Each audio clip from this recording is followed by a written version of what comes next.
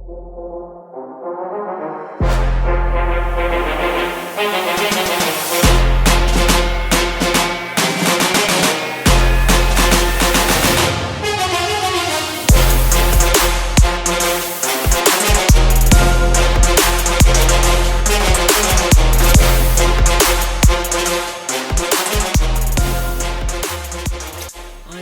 back to my film and TV channel and the final episode of Apprentice 2025. Yes, we got to the final and I'm bloody freezing here. I could do with some air conditioning heating, but we'll talk about that in a minute. Yes, interesting final. I thought overall a very good final, actually. quite one of the best ones, I think. One of the best presented, one of the best pitches, I think, at the end. One of the best where the experts didn't seem to question things too much at the end. There wasn't a plethora, is that the word, of questions and sort of pointing out any problems, etc.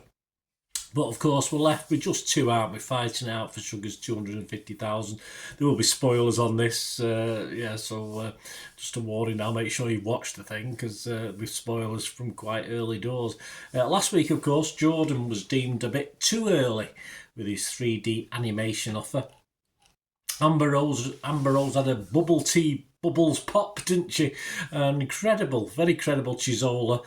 Just had an app that wasn't really very good, so that was her out of it. So we were left, yes, the bookies. They were left with Anisa and her pizza, of course. She was the 4-7 on favourite. Yeah, so interesting. And Dean with his air conditioners, he was the outsider at 5-4. I think he was the actual outsider when there was 5 of them left on interview week as well, so very interesting. But it was rumoured, and there was a rumour a couple of days before this aired, that Lord Sugar had started to follow Dean, but not Anisa on his Instagram. So there was a lot of smart money on a Dean win, of course. I did sort of question the fact of, well, why would he follow Dean if he's in league with him? You know, why would you follow someone you're working with? But of course, you have to think that that was a clue, wasn't it? Of course, we would see, and we would find out, of course. And today, of course, 6 men and 12 women have won the competition so far. And the women, though, have won the last 7 seasons. So could they make it 8? Could Anisa make it 8? Or would Dean break that run? Yes, we find out quite early in the programme that Dean's got a wife and 2 kids. We know Dean. We know that. He tells at least once every bloody week. So, yes, we know that. But bless him. He loves his wife and kids, and that's how it should be. And they need today to produce a new brand, if they haven't thought of one already. One of them had, one of them hadn't, which is a bit odd. And an ad campaign, of course, an advert for this as well. First of all, they had to pick some helpers. Someone's got to be last, aren't they? Someone's got to be miffed. It was quite funny who was miffed today, but she hit it well. Anisa picked Chizola, Amber Rose, Frederick, Emma, and Malika. So a very girly favouritism there with what Anisa picked. Interesting, yeah, because Dean initially went for Liam. Now, of course, he did end up with Mia, but he sort of picked Mia third. I'm surprised Mia wasn't picked a little bit early by either of the people, actually. So Dean picked Liam first, not for me particularly. Jordan, which is probably understandable. He's probably flattered to deceive Jordan anyway. And then he picked Mia, Johnny, and of course Nadia was the last one left. So I think she kept herself under good control, even though she was probably seething inside being last picked in the playground. I was never last picked in the playground for football. I was always one of the first. Yeah, okay. I will believe that. And silly, no, I do believe that because I was never last because, I was usually buddies with the people picking the teams. Anyway, Lord Sugar to Anisa. His first real comment was that food companies go bust regularly. Which wasn't a great start to the programme. To Dean, he sort of implied it's a solid business, but is it scalable? So if perhaps I think Lord Sugar's showing his colours already quite early in this programme. And I thought that favourite Anisa's got a bit of an uphill struggle here with this one. Anisa's pizzas, of course, throughout this process, when she has done it or been involved with it, had great feedback.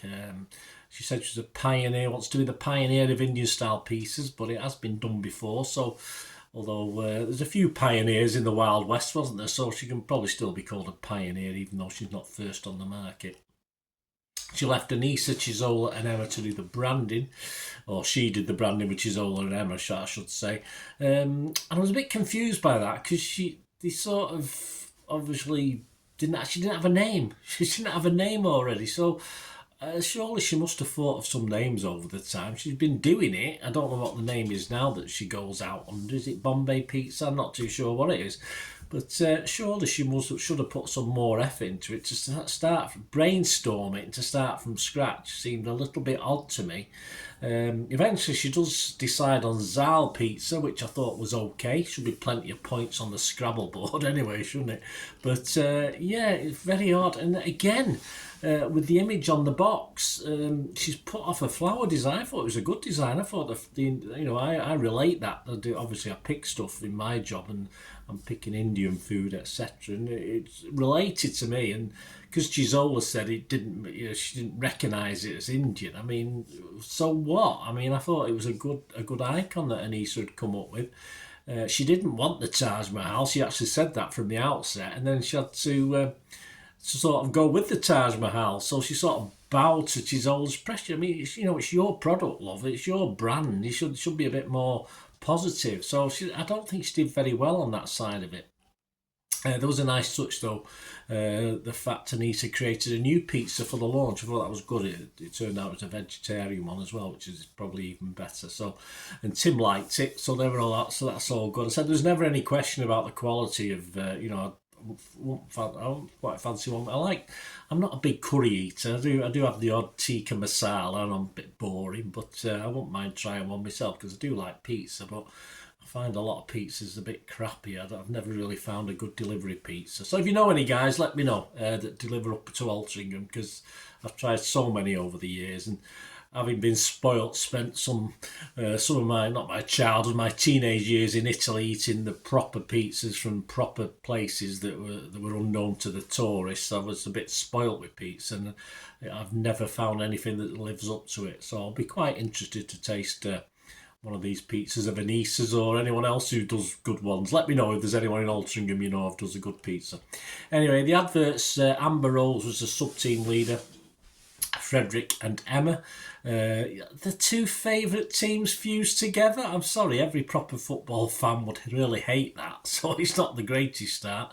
Perhaps it would spring out a fight, though. It might bring out a fight and then they can make up over pizza, so that probably works for me anyway. But they do like what they come up with. Well, credit to them. You've got to be positive with what you do.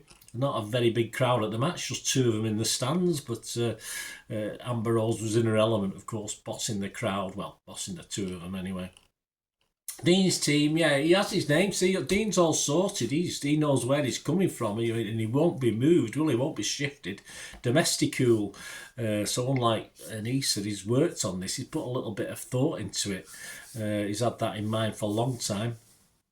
So there's going to be no shifting him off that, and if someone criticises, he just puts it to one side. It's, look, I'm the boss, I'll go with it.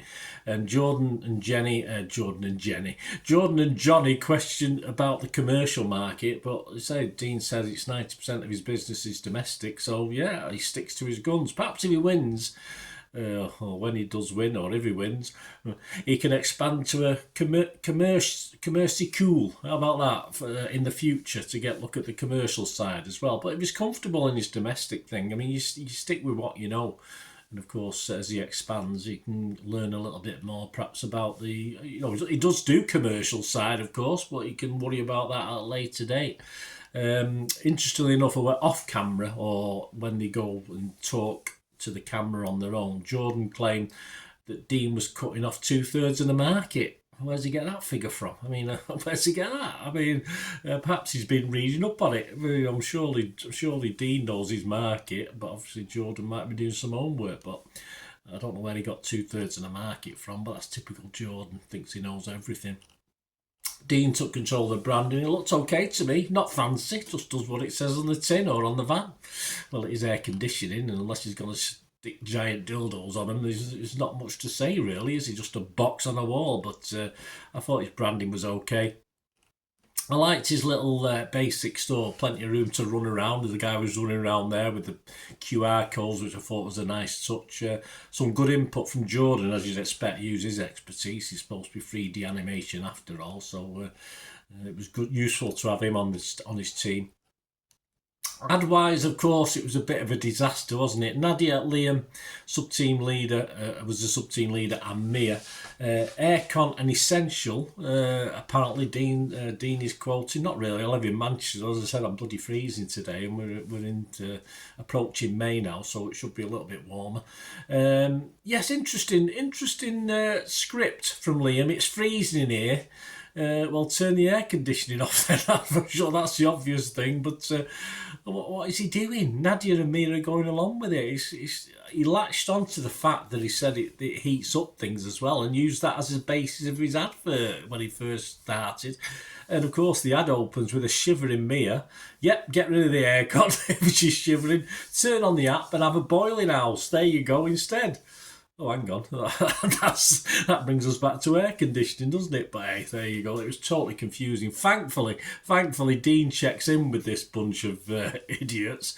And of course, they realise, or Liam tries to sort of excuse his error by saying he was sort of thinking of other things. But anyway, they had to redo it and hopefully save it, which they obviously did by the time we saw the advert. Liam, you plonker, I think we should have said. But then again, the other two were as bad for going along with it. And of course, the new advert has Mia roasting. There you go. So that's what we need the aircon for. Day 2. I like the way Dean went with his views on what was right throughout his thought when he was talking to his team. He had no doubts despite negativity.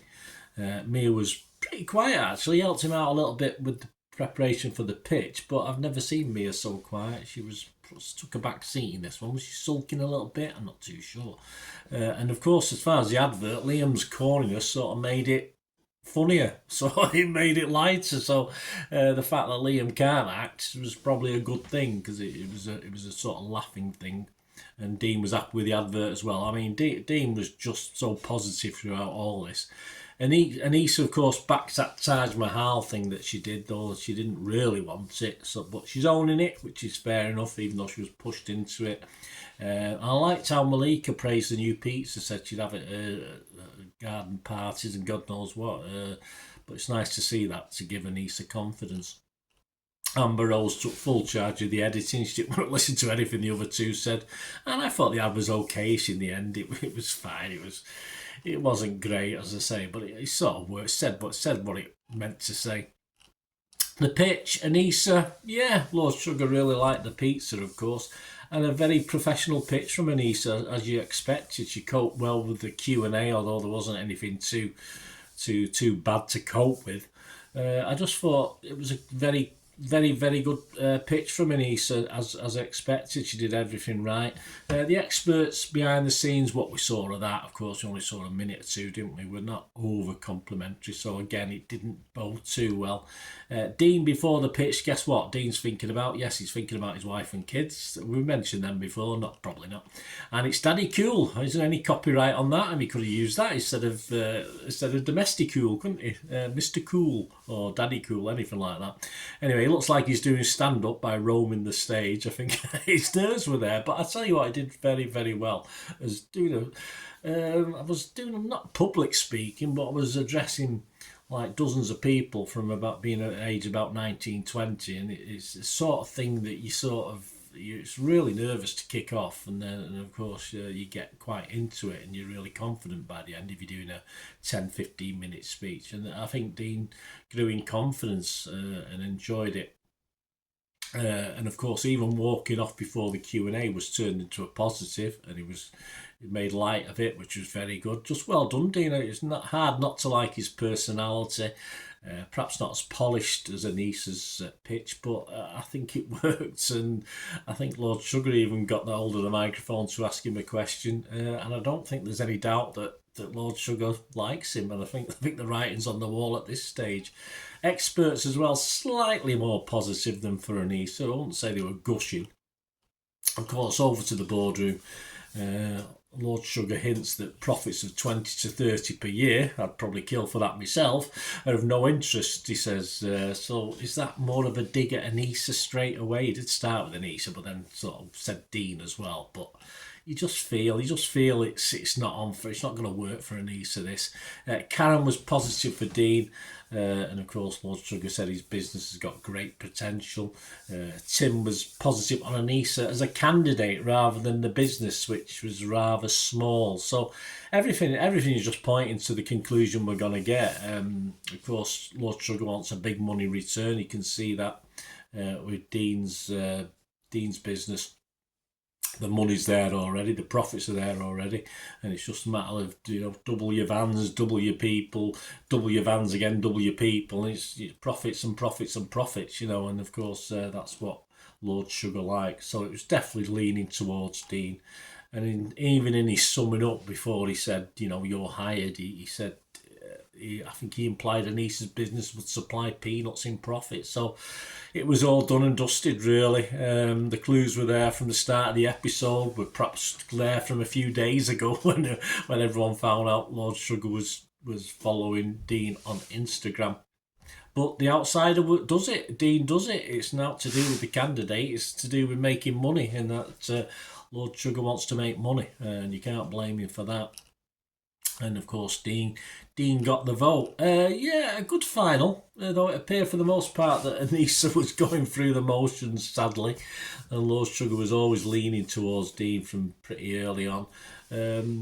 I think, of course, I don't think there's any doubt Anisa was the better candidate, but didn't have the sort of business or the scalable business as quick as Lord Sugar wanted to get a return on his investment, and that's where she missed out. Not much on the Sugar one-liners. I like the "we're not silly about making you chilli." I quite like that one. So there you go. That's the end of season 19, yes, and he's already committed to season 20. I think he might have even committed to season 21. But there you go, Dean breaks the girls' winning run and becomes the 7th boy out of the 19. So 7 boys and 12 girls have won the competition now. And Dean will return, yes, to his wife and 2 kids with Sugar's 250,000. So join me next year for Apprentice 2026. And will we get another male winner, or will the girls stand out again, as he did for most of this? Certainly up to the latter stages, you thought one of the girls was going to win this, but hey. You never know, do you? You never know. Thanks for watching, guys. Let us know your thoughts. Let us know your comments, and hope you've enjoyed the 12 episodes over the 12 weeks we've been doing this. I say I'll be back next year. And you like what I try and do on the channel, guys, you want to help support me, all I ever ask is you keep watching and listening. To help me out, guys, if you watch the ads, if the ads on this YouTube ads, that helps in a very little way, but it all helps. Watch the pennies, the pounds look after themselves, they say, don't they? Or the pennies or the 10p's look after themselves. But if you watch the ads or follow the links on the ads as well, that's always a nice way to support the channel. If you sort of hang on for it. I've done that. I watched other people's and followed the ads, just something I fancied, which does happen from time to time.